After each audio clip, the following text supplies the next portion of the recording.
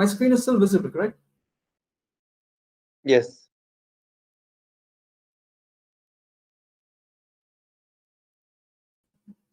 All right, guys, thank you for coming in today. My name is Subhash Sharma. I'm the speaker for the day. And today we're going to touch base on the topic like Azure subscription and types, cloud adoption journey, site recovery, and storage account. So let us start this session by touching base on each of the topics, a kind of bit overview. Yeah, we not get into the nitty gritty of each topic because we are time bound, and maybe I will be able to do justice on each of the topic as we progress during this course. Should you have any questions, queries, or any suggestion while we progress, please put it on the chat box and I'll be happy to answer all of them at the end of the session. I'll drop down my email address and our support address should you need any further walkthrough on the topic that we're going to cover today. So without spending much time, let's deep dive in. Yeah, thank you. We all know the Azure cloud has a lot of services to be offered for our end user community and to the business. But let us understand what services are good for the business, what services are better for the customer, and how the customer will adopt it to their own environment. So this is, again, I would say, a better time for the migration journey to happen, as we have seen a big leap in the industry, all being moved to the virtualized environment. As we know, or rather, we've been, hearing this term, Azure Cloud Infrastructure as Services, Platform as Services, putting up the Azure virtual machine over the cloud, putting up the storage account on the cloud, but then how all it works, that's what we will be covering today. So whenever you actually create an account, or rather, should you need any service from any of the vendor, the first thing first you need to have is an account. All right. Creating your personal account over the cloud platform for the services to be used by you is nothing but a tenant in precise language of the business that the industry has taken ahead. Now, once you have your tenant created over the Azure portal, you can then subscribe to the offerings through the various subscription method the Azure has to offer.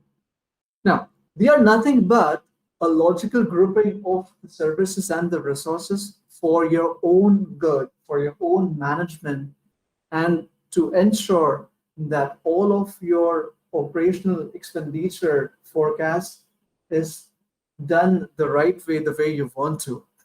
Now, once you have the tenant in place, you can have the subscription type like your dev, that is for the developer subscription given by Microsoft, and then you will have something for the UAT, that's kind of your test environment, and maybe your production subscription.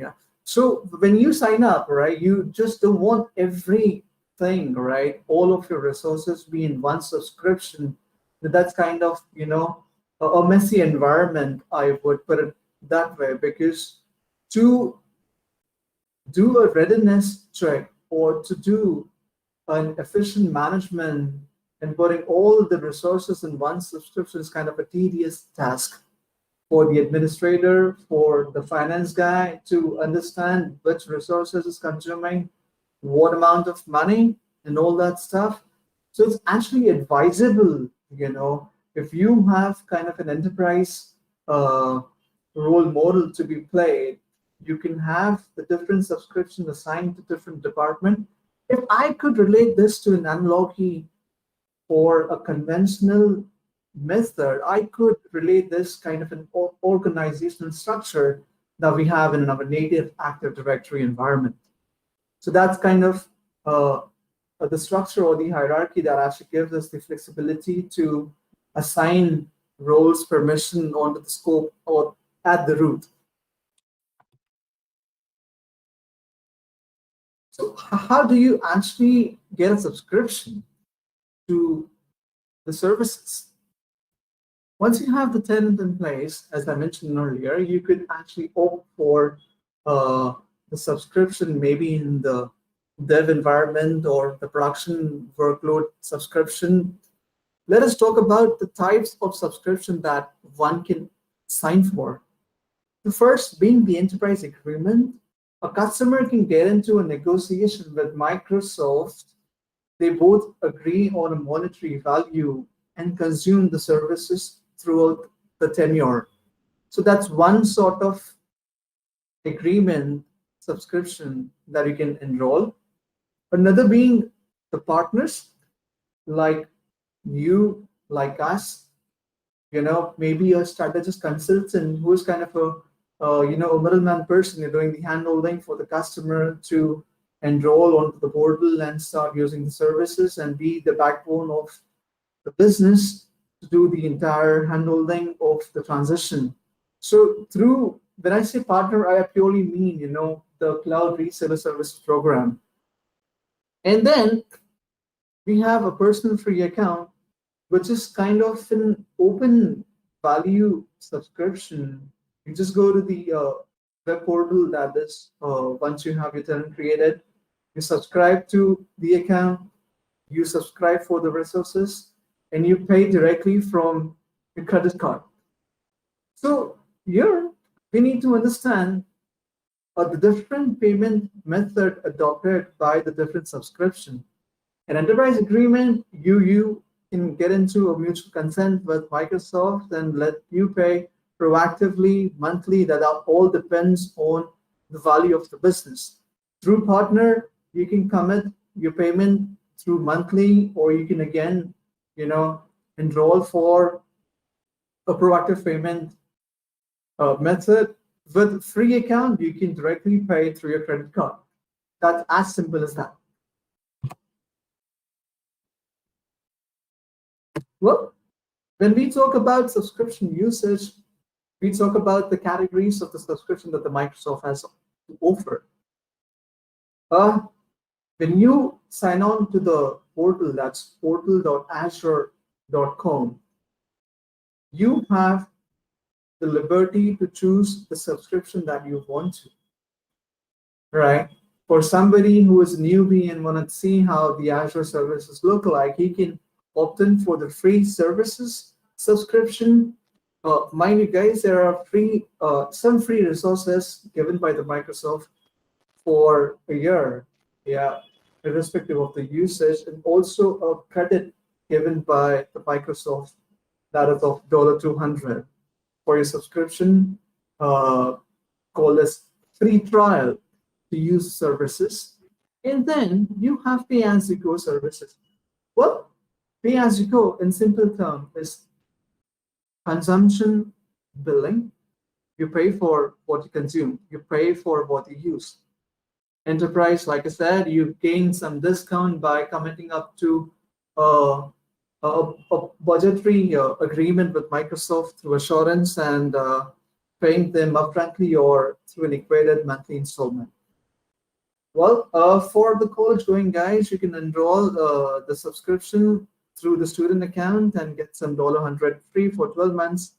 Must be having a valid student account on the validation.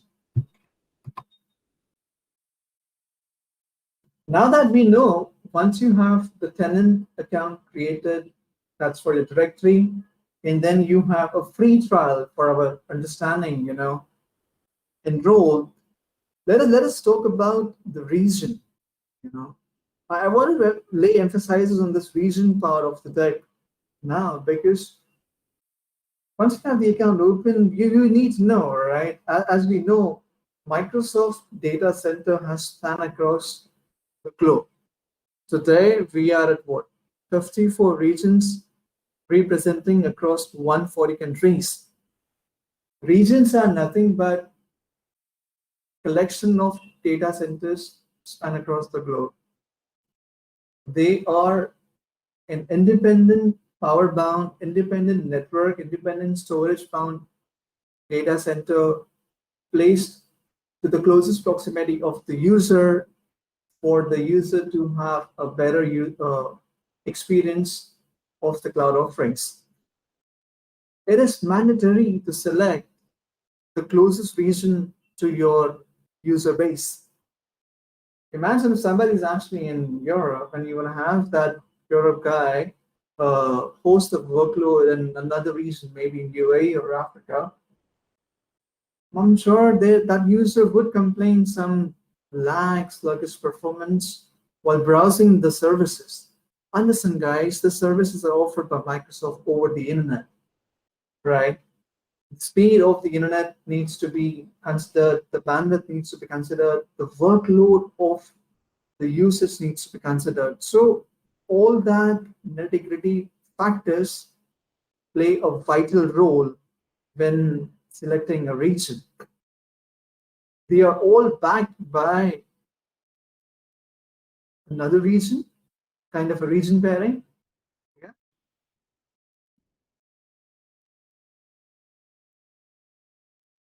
Azure Active Directory is all that we know from our native directory environment. It is nothing but a database where the user accounts are managed. That actually gives you kind of a scope to assign policy and gain control over the identity to ensure who gets the right privileges for the right usage. With this cloud-based identity management, you have the leverage to give permission to the user to all the applications available for your environment. It actually gives you a centralized management strategy so that the user can actually authenticate themselves at once and gain access to all the applications published into your environment.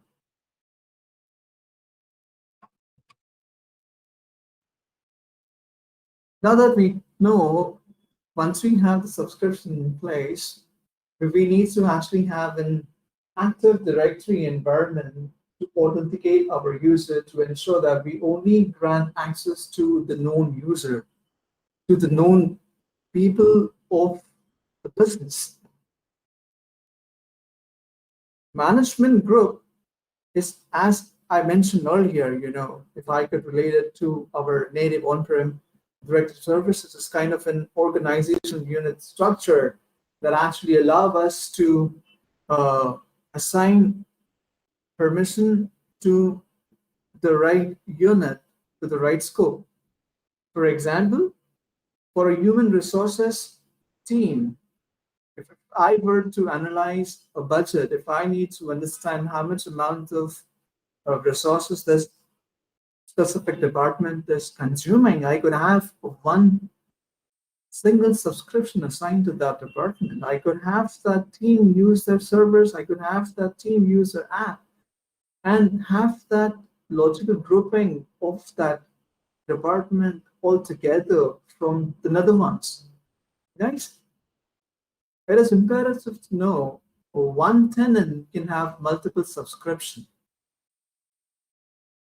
Yes, I repeat myself here. One tenant can have multiple subscriptions to give you a better experience in terms of usage. It gives you a good amount of forecast of the resources being assigned to different amount of team. It actually gives you a clarity of what department is consuming what resources and what is the outcome on the billing. It also let you achieve the goal defined by the compliance team. It also let you achieve the goal by your finance team on the operational model. Guys, as we know, cloud is purely an operational expenditure model, it becomes pretty easy, and it is not as daunting on as compared with the on-prem environment when it comes to budget forecasting and budget management. When you have such logical grouping done onto the scope of the organization, it gives you a complete clarity on the pricing. When we think of cloud, we think of a lot of aspects to be considered. Let us put it this way, if I'm a user, all right, if I'm a user and I need to procure a server to house or rather spin up another, an SQL, for example, database. So guess if I were to spin up a new server in your environment, we know it's kind of a tedious task to do a due diligence on the checklist of the workload. I need to know if my server is ready for that workload to be housed. We need to understand, right, what amount of compute I would need. We need to know what amount of resources I would have to ensure that I do justice to the workload that has to be put onto the server. That's one part. The second is the amount of time I would need to pick up a vendor, the amount of time I would invest to pick up the right amount of compute for the server. It's kind of a daunting, time-consuming process. But in cloud, everything can be done in a wink of an eye. If I could give you a time, maybe in 10, 20, 30 minutes, you have your machine up and running, you have the service up and running. Your user sitting it back at home is happy to see the server up and running so that he can boom, sign on to the portal, access his machine, and is happy to do his job efficiently. So let us consider, let us talk about the factors influencing the cost in the cloud. Because in cloud, as you know, it's an operational based model. We need to have some understanding on the pricing front. First being the resource type. Resource type is nothing but what exactly we need in the cloud. The resource type could be the server. The resource type could be your database as service. I'm sure it's as service, but what type of service? Are you offering the solution as infrastructure? Are you offering the solution as software? Are you offering the solution as platform? That aspect of the story has to be considered. When I talk about the service, you need to understand how you need to procure it. Either you are getting into an enterprise agreement with Microsoft directly, are you getting into an agreement through an open licensing platform, or are you getting into an agreement through the cloud service provider? That's the distributor platform, And as I mentioned, the location as well. Imagine if you were in a region of Europe and you want to spin up the data center in UAE. So the amount of cost that you would incur, the first thing is the real estate. The amount of cost that you're going to incur is about the power. The amount of cost that you're going to incur is about the maintenance, support, and all that stuff, whatnot. All that factors has to be, penned down before you consider the right zone, before you consider the right service, before you consider the right resource type. Now that we know that the region has to be to the closest proximity of the resource, and we know that we need to actually have the Azure infrastructure as service. When I say Azure infrastructure as service, I want to lay emphasis purely onto the virtual machine environment. All right. So for a virtual machine to be up in the cloud, what do you need? Compute, you need storage, also you need bandwidth, right? So when I talk about bandwidth, I want to lay emphasis on one top. Incoming traffic to the Azure environment in cloud is for free. The outgoing traffic from the cloud to your on-prem environment or to the remote user destination is chargeable. Let me repeat, guys. Incoming traffic to the cloud is free. Outgoing traffic on the egress port of the router on the cloud is billable. All right. You could have your traffic encrypted through the VPN. You could have the dedicated route coming from your on-prem to the cloud through the Express Cloud. That's all can be considered. Reserve instance. As I mentioned, Azure Cloud is purely consumption-based model.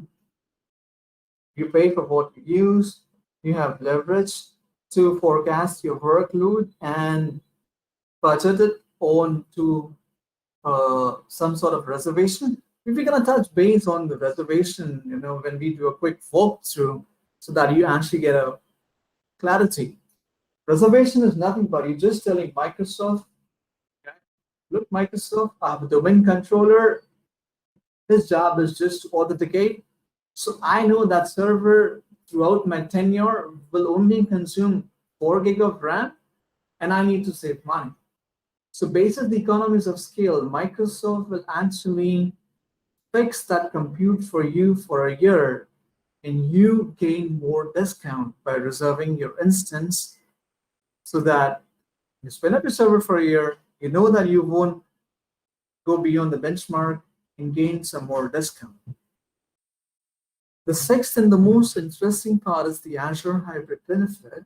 Azure Hybrid Benefit is a service that you can leverage to gain additional discount when spinning up the servers in the Azure cloud.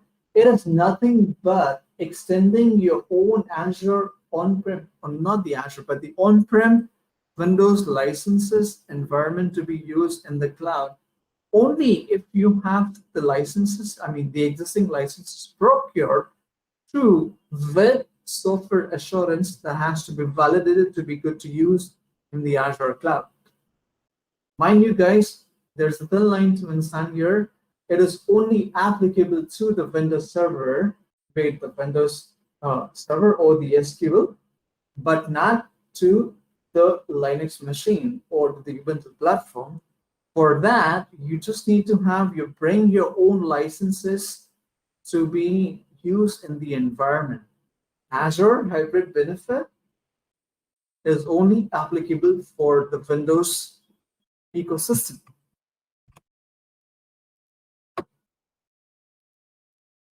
Now let us do a quick comparison.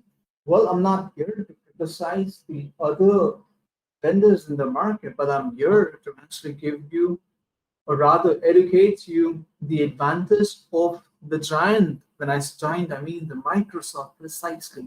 Because as you know, they are the owner of the operating system, they are the owner of whatnot, they are the owner of the software as service environment, they are the owner of their own database, right? So having all that thing, the Microsoft ecosystem is pretty simple, right? It is, you need to actually ensure that all of your workload are interoperable with other platform of services that you are opting. So before you actually sign on to the agreement, you will do a due diligence cost analysis of the cloud service offerings using the Azure calculator to gain the total cost of ownership. You would calculate the amount of money that you will be committing to the Microsoft. Guys, in the previous slide, if you remember, we spoke about the Azure Hybrid Benefit. We spoke about the Azure Reservation. We also spoke about committing to the Azure services, pay as you go. That's consuming the services, paying for what you use. If you club them all, don't you think you have a win situation to propose to your customer and gain them confidence to push toward the Azure plan? It makes their life simple, it makes their life easy, it makes their life very efficient for them to focus on the business rather than focusing on to the underlying infrastructure cost analysis. That's the beauty of the Azure services. If you do the math, all right, we're going to do the math during our walkthrough, you will then come to know reserving instance, applying AHV, that's your Azure hybrid benefit, bouncing back between the pay-as-you-go and the RI model will save you at least none. But then on a benchmark, if I give you the number right, you have 30% more saving on the cost. So that's a good amount of saving, yeah? So when you have such saving in place, how do you measure, right? A good business environment is an environment you have the ability to measure the services that are spent up in the Azure cloud. Just a moment. When you have the Azure, I see some disturbance. Yeah. Just a moment. I apologize for the interruption, guys. I would request, I see the moment can you have your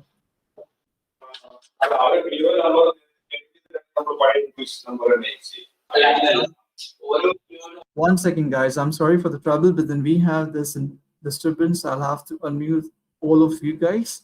Yeah, please.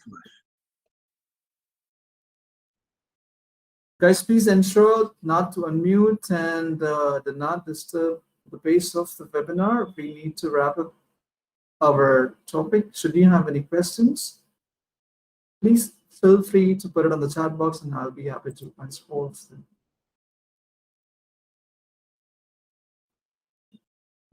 It's fine now. You can continue, Subhash.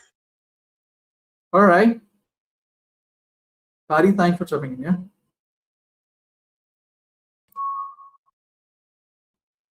All right, guys, I'm sorry about that. Let's continue. Is my screen visible, Pari? Not yet. It's blank. How about now? Still no. Okay. Let me know once you have the visibility. Yeah, sure. Yes. All right, let me quickly pass on to that slide.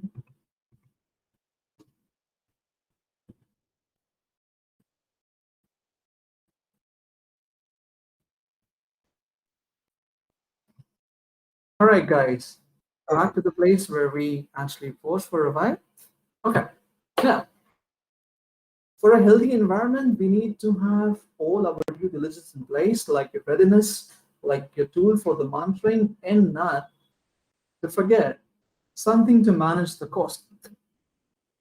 In an Azure portal, we have something called as Azure Cost Management Utility. That's a built-in tool for us to understand how the services are being consumed, what is the culprit. Yeah, so let me actually give or say the word culprit is actually consuming, because at the end of the month, if you have a bill of 1,000 USD and you do not know what service, what type, where, how it got consumed, then it becomes a very difficult, tedious task to find a needle in the haystack.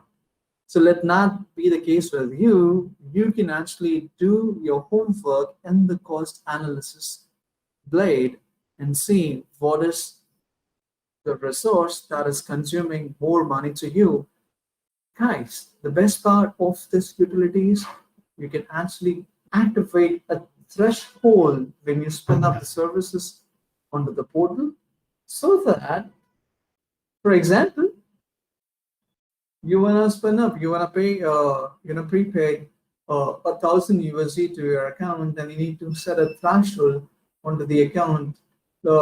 If any of the services type resources passing the 85% of the amount, let the XYZ person, let the CFO, let the CTO be known of the trigger so that it can come back and do an analysis. So that's kind of a metric that you can actually have in place so that you know that you don't overconsume when you have the resources spent out. Cost saving, as we spoke about it, the beauty of Azure is by ensuring you have the reservation in place, you have the hybrid benefits applied, you have credits or promotions applied to your Microsoft account given by the Microsoft, and choosing the best close region to ensure that you don't overkill your customer by applying a big bulk or big bill at the end of the month once the resources are consumed.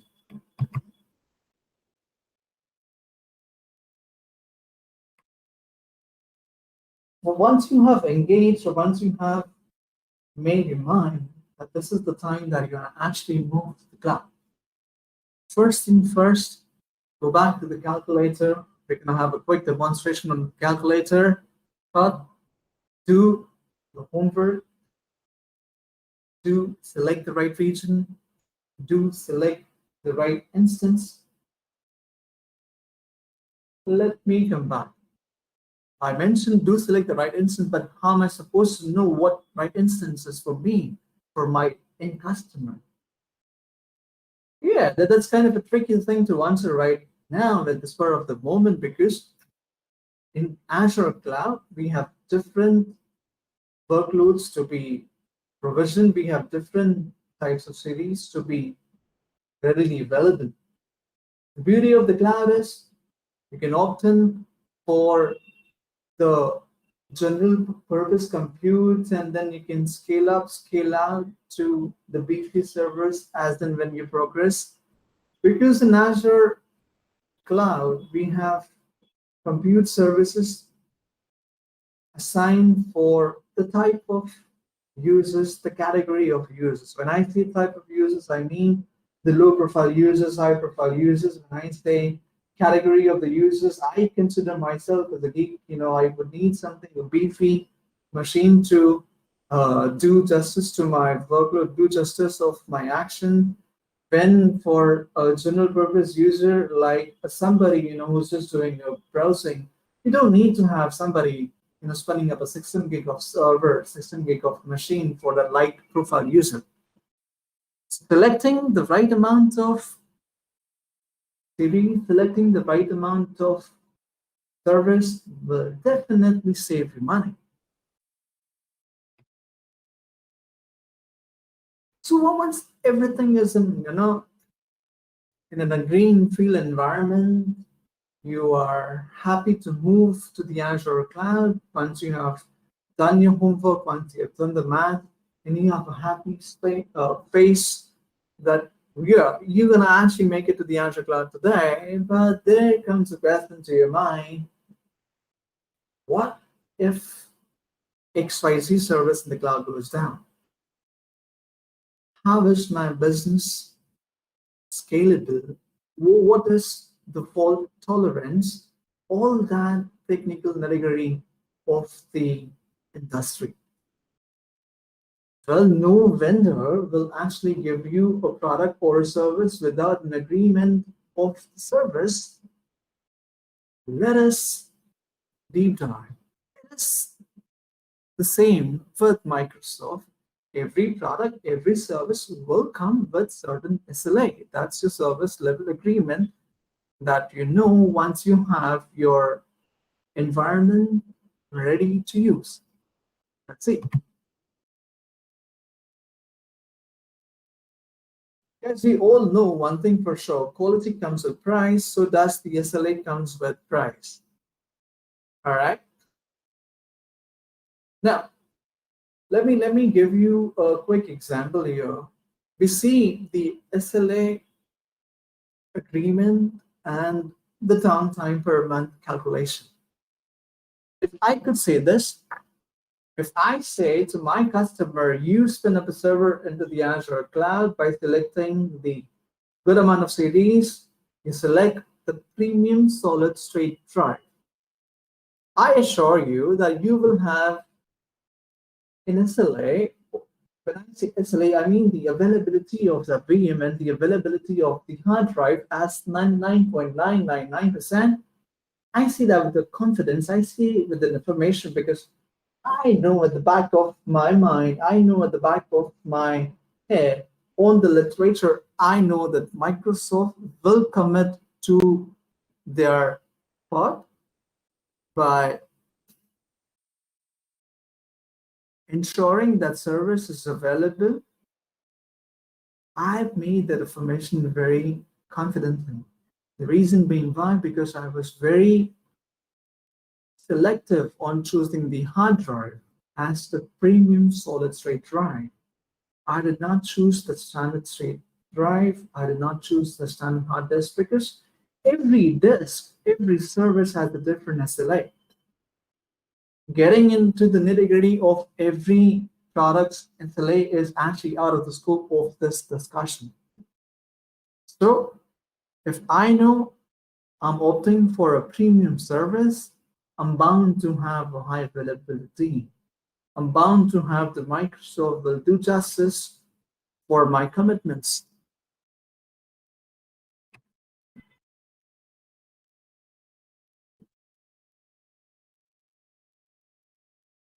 Now that we have an understanding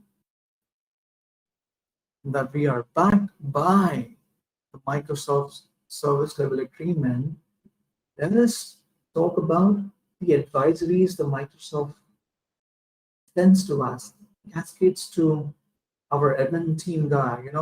There comes a scenario where Microsoft is upgrading it to another level of patch in terms of security. Microsoft is coming back to you and sending out you mailers that, look, Mr. ABC, today we are in an environment that coming to you for your own efficiency, kind of beta services. That's called as the Azure Preview Program. The word itself is self-explanatory. Now that service is only for preview and not for the availability of the application to the general public.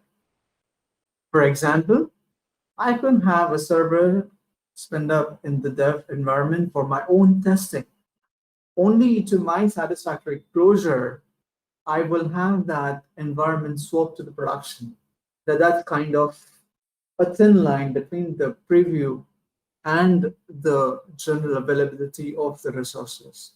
Mind you guys, here I'm going to lay emphasis to not actually go back to the customer and tell that services that are in preview can be good to use in the production environment. Microsoft may support you, may not support you.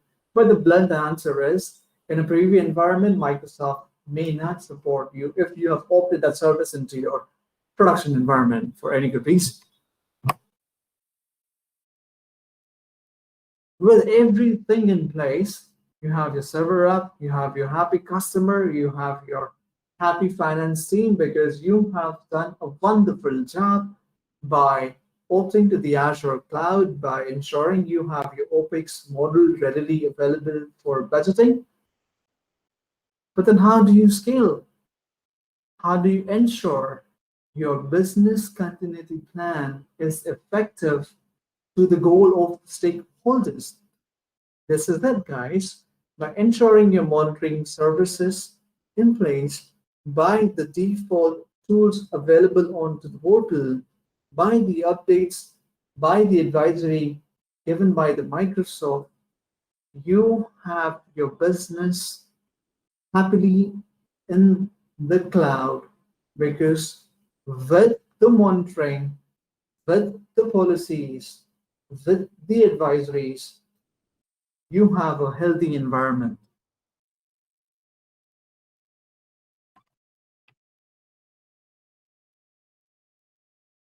Now that we have actually covered, what is needed to be in the cloud. You need to have a tenant, you need to have a subscription. You have now gained the clarity on the pricing front. You have gained the clarity on the services. Oh boy, you're ready to migrate now. Oh yeah, I'm a happy guy to migrate now, but do I have the competency to migrate all by myself? What do I have? I know Microsoft has their own inbuilt tool to actually ensure that I'm going to do the migration now. But how is that effective to me when I have no competency to understand whether the tool is effective? Let us spend some time by knowing what is readily available and what not. But mind you guys, with the Azure tool, with the Azure migration tool, you have migration at ease. Let us see how.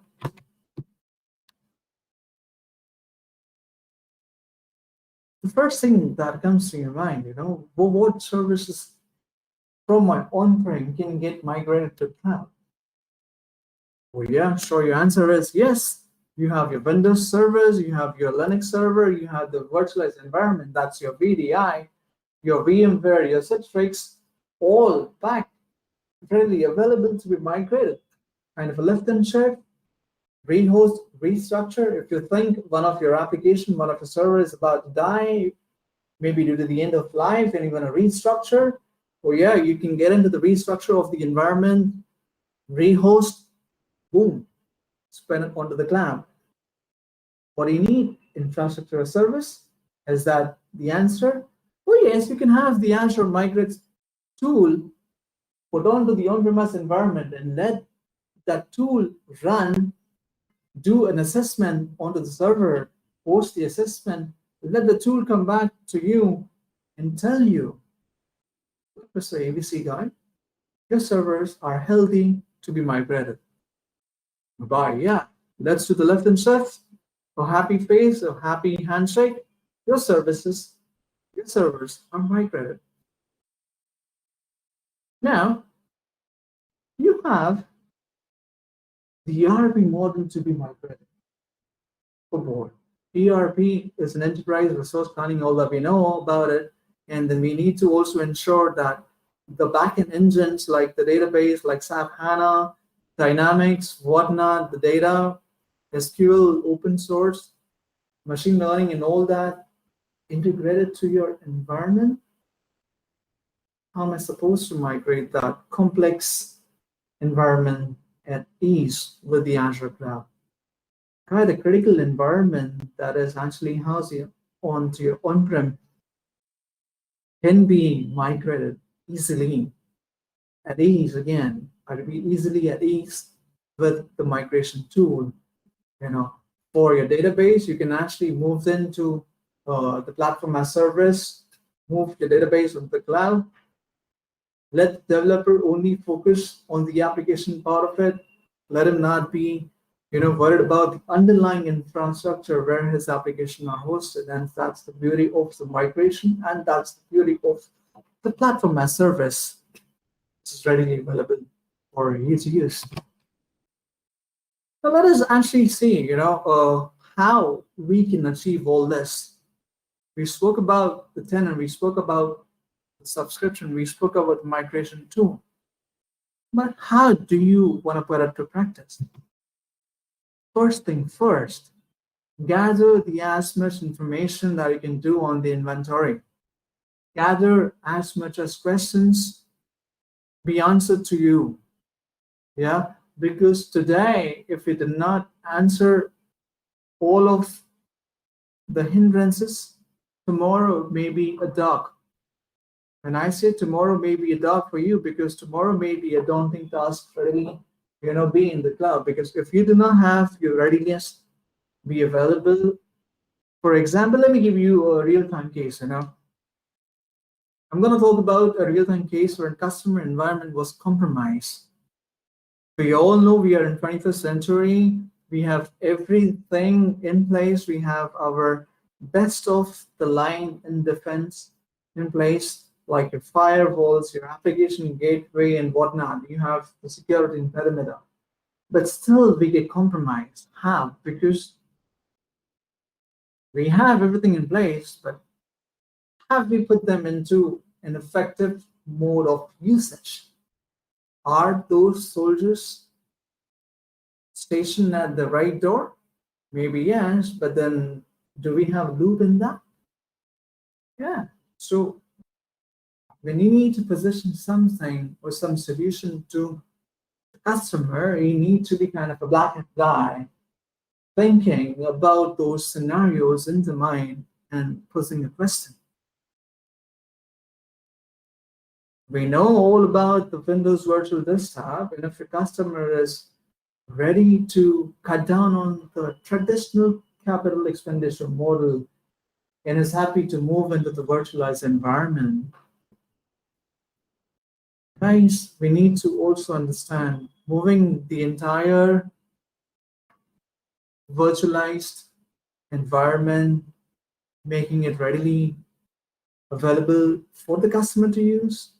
We need to know the application compatibility. We need to know where the users are. We also need to know how we're going to ensure the scalability of that application. Gathering the information, engaging with the customer is the first thing to actually have a win situation for your solution to be effective. Once you have gathered information, you have the Azure pricing calculator. Go to the calculator, spin up the server, add services, you have the price available. Are you committed to the price today? No, I'm not. But then the price is for me just to understand if I were to spend 5 servers on the cloud, if I were to have 5 firewalls on the cloud, XYZ is the amount of money I'm gonna commit, but I'm not paying it today. Mind you guys, cloud is all about consumption-based model. You pay for what you use. And then we spoke about the TCO, that's your total cost of ownership. You go to the azure.com/TCO, that's the URL for the calculator. Do your homework, understand the real estate cost, understand the workload cost that you're going to actually have for the n number of hours and number of usage. You have boiled down to a point where you know that if you're going to spin up another site physically, you will be getting into the capital expenditure environment. And then there is an overhead cost, power, and then it is coming up with more variable costs like your IT overheads. With cloud, let the Microsoft do all that for you when you are readily available for only using the services, and let Microsoft do the maintenance. Let Microsoft take care of your healthy environment. Once you have the assessment done, you need to know what needs to be migrated to the cloud first. Is it your dev environment? Are you sure that your critical workloads are good to be moved in one go? Maybe yes, may not be yes. All the questions that are actually coming to your thought are answered now. We need to have something, a strategy in place. Maybe, let me put it as a 4-layer approach. You can have your dev environment first in the cloud. Let the development team do a quick test on the application, and then you have your non-critical workloads migrated, and then you can have your production environment be migrated, and then you have your mission critical application to be migrated all in one go. That's the strategy one should plan. That's the strategy one should be ready with. That's the strategy one should get engaged with the customer, adopt the right method, and let the migration tool do the wonder for you.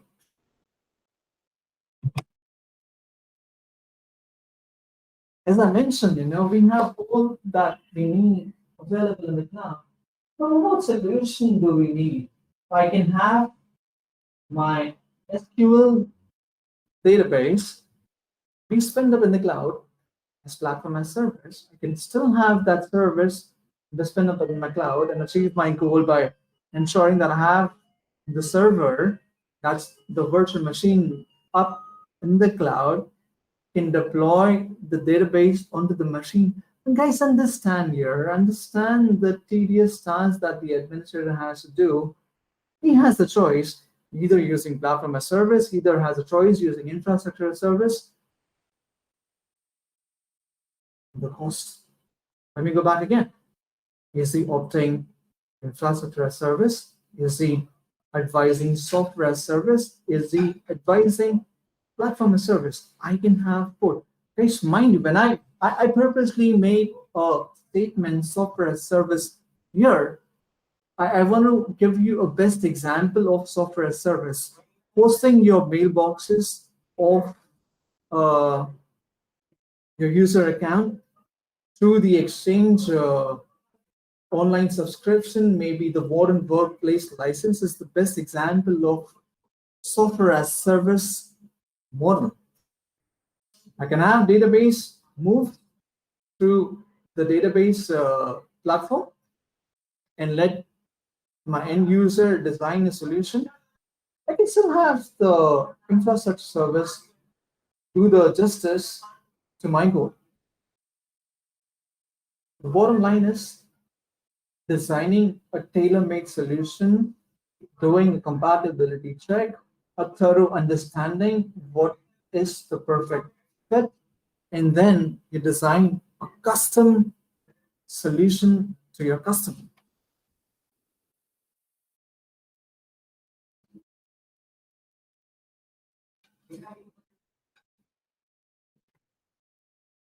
We see something as on-prem, ASR, and the Azure cloud on the screen. Well, yeah, that's my most interesting topic, my most interesting agenda that I can actually keep on talking on and on. Trust me, guys. But I'm going to actually make it very short and simple here. With the Azure Site Recovery is nothing but in layman language. If you have your one site in a region, maybe UAE, that's the physical site, and that site goes down. You do not want to get into the capital expenditure model and you want to leverage the cloud services. You can actually get the site be backed up into the Azure cloud. The Azure Site Recovery is comprises of the Azure Vault and the Azure Backup. Guys, mind you, here we are also talking about the business continuity plan. The site recovery will actually ensure that there is a subset of your on-prem data backed up, created in the vault, and when you have a downtime on the physical facility, the services in the vault can be spun up manually. I'm going to repeat myself. You need to have the services turned on manually because that's the manual task.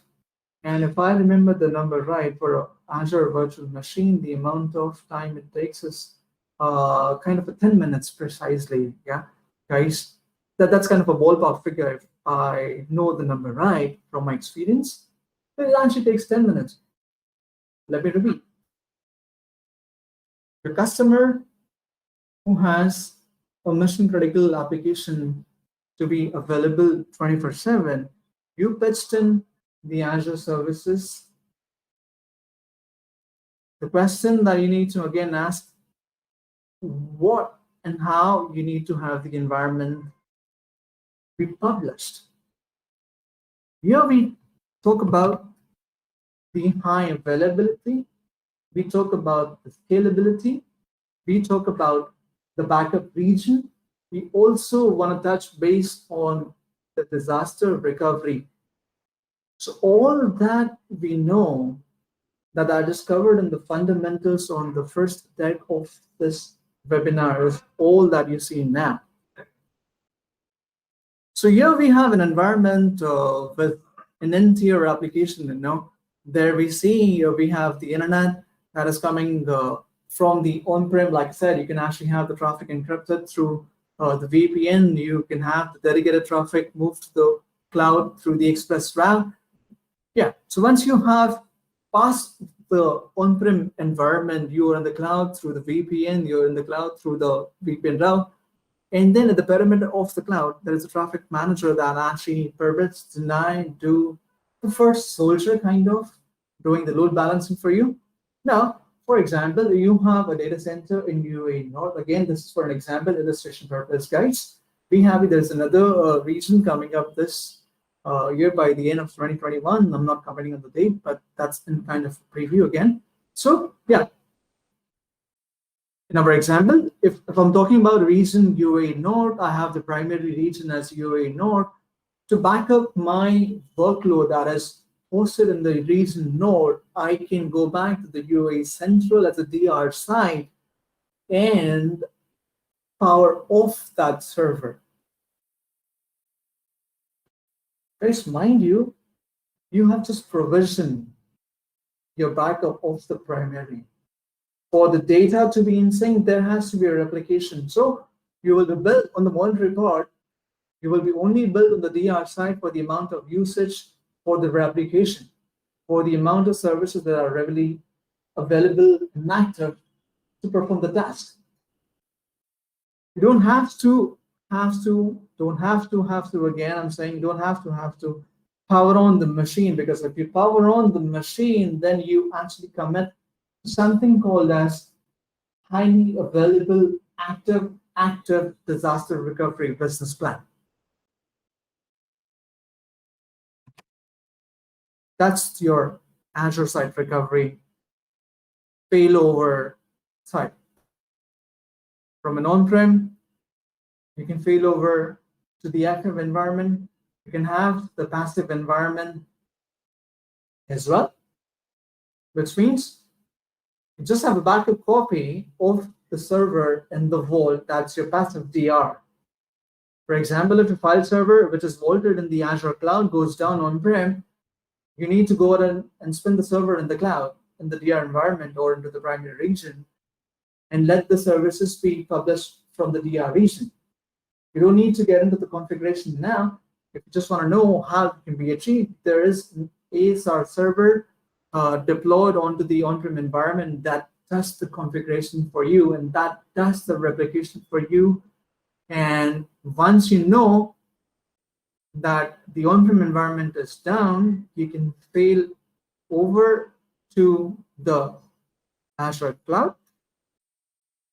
The most important part of this topic or this deck is that you need to know that you cannot fail back onto a physical box from the cloud to the ground. When I say from the cloud to the ground, I repeat, you cannot fail back to a physical box to the on-prem environment. You can only fail back from the cloud to a cloud environment. When I say cloud, I mean the virtualized environment, maybe your Hyper-V, maybe your VMware cluster.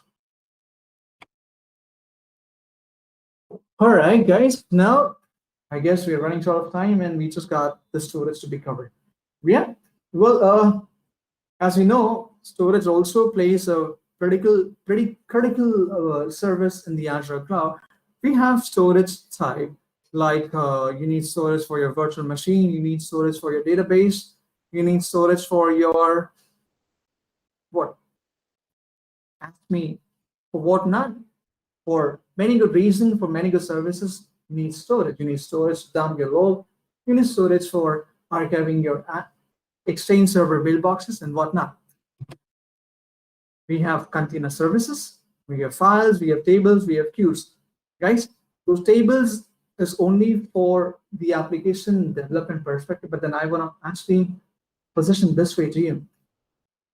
Whenever you need to actually position Azure storage account, the first question that you need to actually ask or rebuttal or do the objection handling in an effective way is by asking what amount of data, what is the data type the customer wants to back up, or what is the data that you want to actually move over to the cloud. Because you have an unstructured data that's maybe your video file, maybe your executable file, maybe your picture and whatnot, maybe your Excel, maybe your Word, PowerPoint, all that stuff can be considered as an unstructured data. But an unstructured data has no relation to its dependency or it's an object. That's on the development front. So for that purpose, you can actually have your Blob storage, do the needful for you. You have different tiers in blob as well that you need to know once you get into the nitty-gritty of the blob. For the storage, you have Azure File. When I say Azure File, I just want to understand, or rather make you educate on that part. There's only one thin line. Relate the Azure File Share Service to the analogy of the non-remind file share service, like you have your distributed file server system. You have the namespace published onto the file server, and then you have the drives mapped to your user's account through the policy. It's like the same with the Azure file server or file servicing. The type of storage, again, we have blob storage, we have file storage, and we have the table, as we spoke in the previous slide. One thing that I want to lay emphasis here,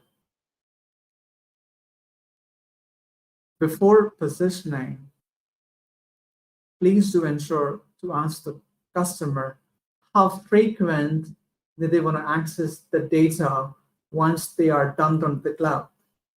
Because when you know, right, a file share will require some due diligence on the protocol aspect, maybe the SMB protocol 3.0, to patch up the file, to understand the last modification and all that stuff. That's kind of protocol layer permission. But on the storage front, if I do not provision the right tier, for example, you have a data that has to be dumped onto the cloud using blob storage, and you don't want to access it for more than 90 days. And of course, let me say this with half knowledge is always dangerous. If somebody who has provisioned your storage account cloud by using blob storage and you selected the hot tier, and you're actually not bothered to touch the data every day, you're not bothered to touch that data frequently, but then you have accidentally selected the tier. Understand the amount of money the customer will be billed for. So that's the right positioning of the questions. Positions the right questions to the customer, gauge it from the customer, how frequently they need to access the data, and then you have the right tier selected for the customer need. Blob has different tier like hot, cool, table, archive, queue, and all this stuff. Hot, as the name goes, you access the data frequently. Cool is as opposed to hot. The data is actually not accessed frequently. Microsoft has actually given some time buffer. Maybe if I know the number right, for hot tier, you have data access that is less than 30 days. Beyond 30 days, you can actually tear down to the cool environment model of the storage provisioning, so on and so forth. Also, let's not forget, you have different types of storage account. You have different storage type when it comes to positioning of the storage drive. You have premium solid state drive. When you pay more, you get better user experience in terms of availability. You have better user experience. You have premium disk, you have premium solid state drive, you have standard solid state drive, you have standard hard disk drive available for usage. That's collective resources available in the storage account bucket. You can have your managed disk in the blob, you can have your managed disk in the file share, you can have your managed disk be as the managed disk as the part of the storage account as well. Not to forget, the data at rest can be also encrypted using the encryption method. So guys, with this, we come to an end of the webinar. Anakia, Patty, thank you. I sign off now. Thank you, Subhash. Thank you so much, guys. Thank you.